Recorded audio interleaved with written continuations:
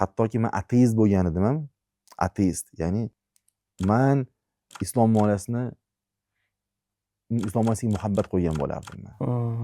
Shunchalik men nima uchun? Uni adolati uchun. Men uchun har doim adolat juda ham muhim bo'lgan hayotimda. Fokus haqiqiy real boylikni faqat yaratish, uni saqlash va uni taqsimlashda edi. O'zbekistonda mana islom banklari bo'yicha qonun qabul qilindi va ularda ham shariat kengashi tuzish majburiy hisoblanadi. Lekin to'g'risini aytaman, menda ikkita narsa bo'lgan. Birinchidan Big Four'da katta to'rtlikda ishlaganda shaxsiy vaqtga umuman shaxsiy vaqt qolmaydi deyarli. Juda ham ko'p ishlaysiz. Men 15 yil ishlaganman. Men o'sha emotsional juda ham charchagan edim men. Islom moliyasidagi tamoyillar haqida biroz gap ochmoqchiman. Bilamiz, islom moliyasida birinchi o'rinda ribo harom qilingan, to'g'rimi? Ribo, qimor va aldov, shunga o'xshagan yoki g'arar harom qilingan.